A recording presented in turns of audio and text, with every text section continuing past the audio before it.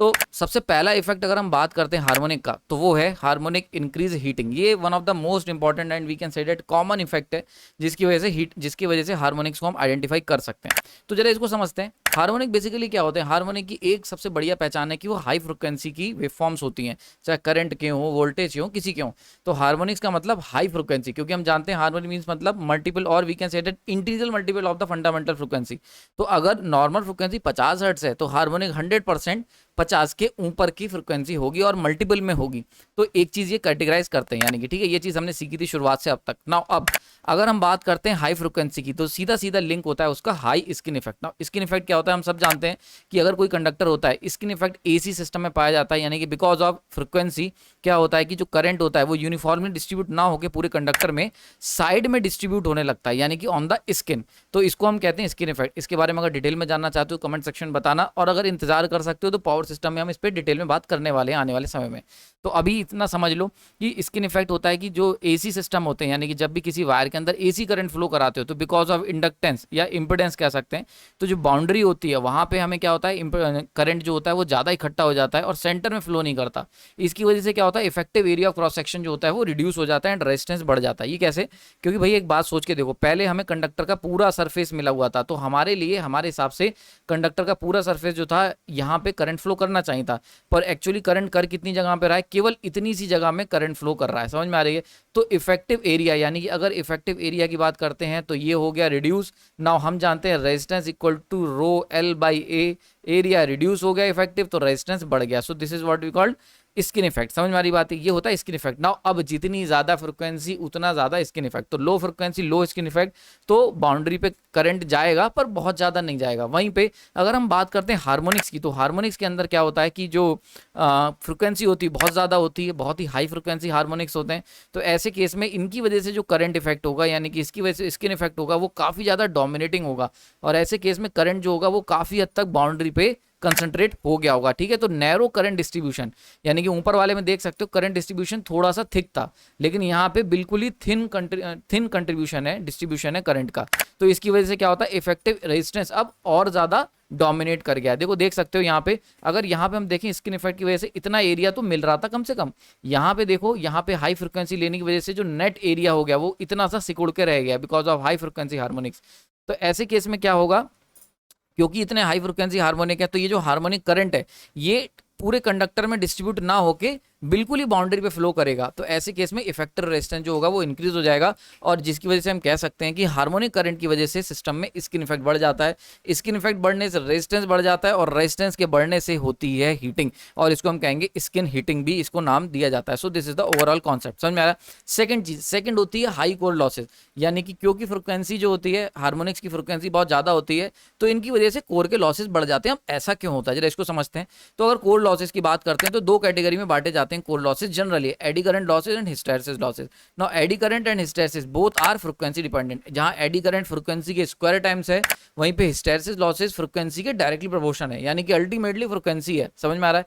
तो अब देखो, यानी कि अगर हम लोग हार्मोनिक की बात करेंगे तो हार्मोनिक की क्योंकि फ्रीक्वेंसी बहुत ज्यादा है भाई, 100 हर्ट्ज, अगर 50 हर्ट्ज है तो थर्ड हार्मोनिक मतलब हो गया 50 इंटू 3 150 हर्ट्ज। समझ में आ रहा है? तो 150 हर्ट्ज थर्ड हार्मोनिक की 150 हर्ट्ज, फिफ्थ हार्मोनिक की 250 हर्ट्ज। तो जितनी हाई फ्रिक्वेंसी उतने ज्यादा ये लॉसेस। तो अल्टीमेटली होगा क्या, अगर तुम्हारे सिस्टम के अंदर फंडामेंटल के अलावा हार्मोनिक करंट फ्लो कर रहा है तो उसकी वजह से ये दोनों eddy and hysteresis both losses will occur, और बहुत ही हाई क्वांटिटी में। तो ऐसे केस में क्या होगा, अगेन हीटिंग क्रिएट हो जाएगी। क्लियर हो गया यहाँ पे? नाउ नेक्स्ट बात कर लेते हैं, दूसरी चीज जो बड़ी देखने को मिलती है, इंक्रीज डायलेक्ट्रिक लॉसेज।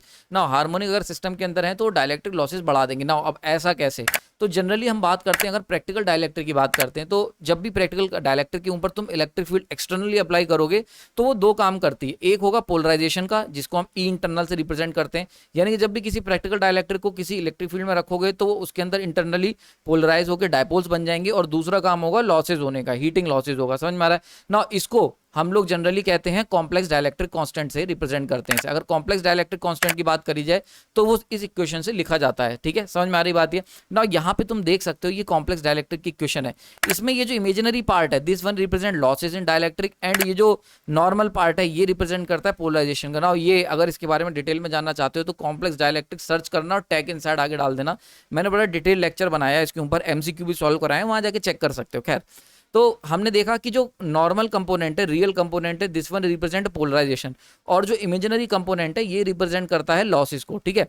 और ये जो ओमेगा देख रहे हो ना, दिस वन रिप्रेजेंट फ्रीक्वेंसी, तो देख रहे हो तीनों ही टर्मों में फ्रीक्वेंसी दे रखी है ना। यहाँ पे आपको एक चीज बता दूं, फ्रीक्वेंसी का जो रिलेशन है, यानी कि फ्रीक्वेंसी अगर हार्मोनिक्स की बात करें तो हार्मोनिक के अंदर क्या होता है, फ्रीक्वेंसी इंक्रीज होती है ना। हम एक इंपॉर्टेंट रिलेशन जो हमने कॉम्प्लेक्स डाइलेक्ट्रिक कांस्टेंट के लेक्चर में सीखा था कि जब भी हम फ्रीक्वेंसी की बात करते हैं तो पोलराइजेशन फ्रीक्वेंसी बढ़ने से डाउन होता है एंड लॉसेस फ्रीक्वेंसी बढ़ने से इंक्रीज होते हैं।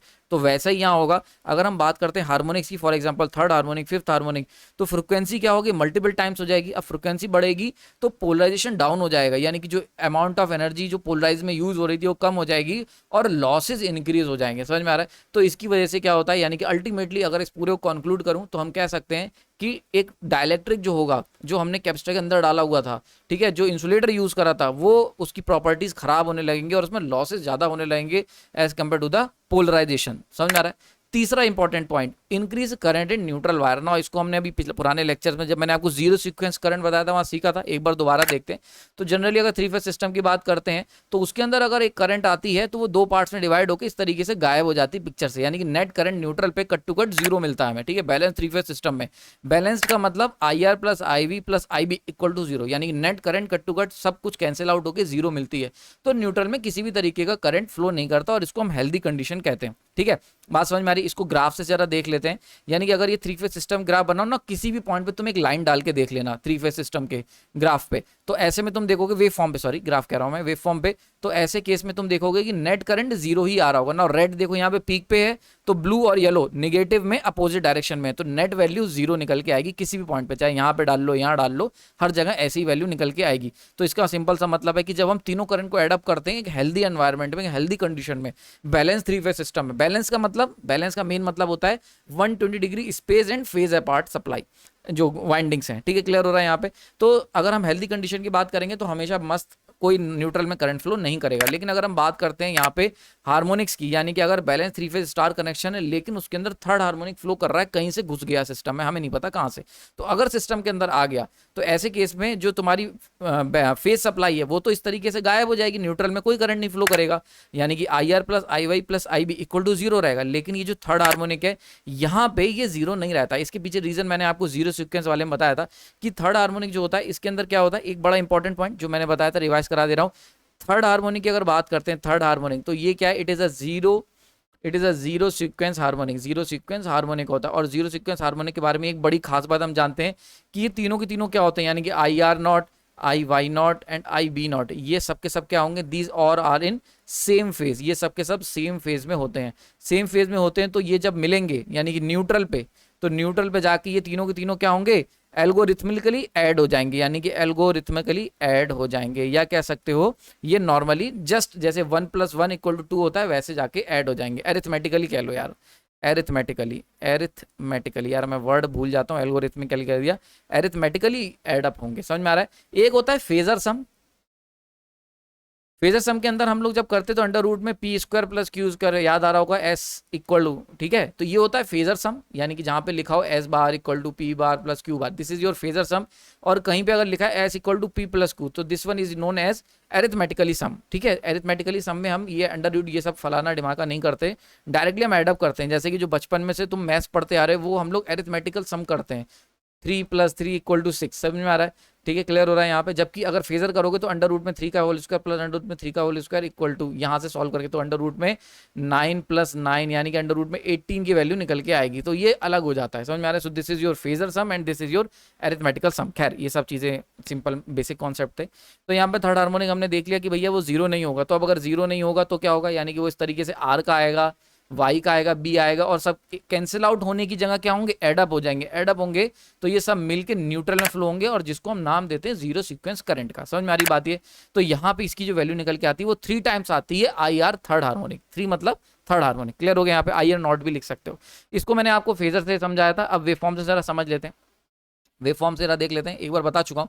तो मान के चलते हैं हमारे पास थ्री फेज सप्लाई है, एक आर फेज हो गया, देन 120 डिग्री लैग करता हुआ वाई फेज हो गया, एंड देन 240 डिग्री लैग करता हुआ बी फेज हो गया, आर वाई बी। सही है, सिंपली समझ में आ रहा होगा यहाँ पे ना। ऐसे केस में अगर हम किसी भी सीक्वेंस पे बात करेंगे, फॉर एग्जांपल ये जो लाइन मारी है ना, अगर इन तीनों को एडअप करोगे तो नेट वैल्यू 0 निकल के आएगी, कोई प्रॉब्लम नहीं है। लेकिन अगर हम थर्ड हार्मोनिक इसमें बना दें, तो थर्ड हार्मोनिक आर का, वाई का, बी का, तो नाउ अब अगर तुम इस सेक्शन को देखते हो तो देखो सारे के सारे सेम फेज में है, तो ये सब इनको जब ऐड अप करोगे तो ये अरिथमेटिकली ऐड हो जाएंगे, और न्यूट्रल मुझे करंट कितना मिलेगा, 3 गुना करंट मिलेगा पर्टिकुलर, जिसको हम लिख दिया यहाँ पे 3IR3। ठीक है, क्लियर हो रहा है यहाँ पे। तो इसका मतलब क्या हुआ, जैसे फॉर एग्जांपल यहाँ की जो वैल्यू है इसको IR नॉट कर लो, ये थोड़ा सा ज़्यादा अच्छा लगेगा। तो इसकी वैल्यू IR नॉट है, इसकी वैल्यू IY नॉट है, एंड इसकी वैल्यू IB नॉट है। नाउ एक्चुअली क्या होता है, IR not equal to IB not, Y not equal to IB not.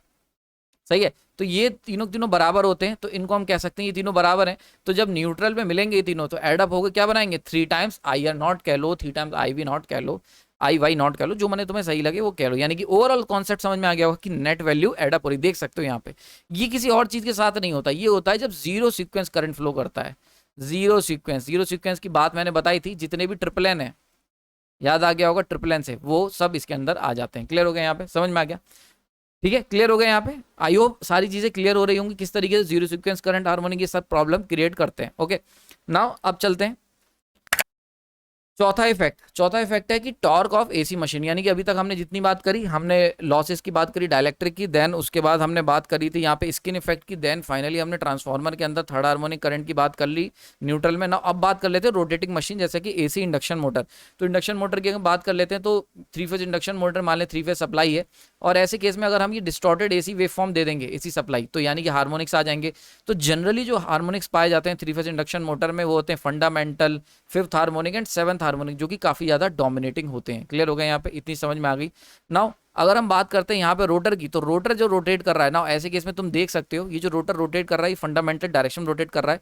तो सेवंथ हार्मोनिक और फिफ्थ हार्मोनिक ये क्या करेंगे, बनने वाले टॉर्क, यानी कि जो टॉर्क φ1 के कारण बनने वाला था उसमें ये टांग अड़ाएंगे। ठीक है, फिफ्थ अपोज करेगा एंड सेवंथ जो होगा वो भी डिस्टर्ब करेगा नेट ओवरऑल इफेक्टिव टॉर्क में।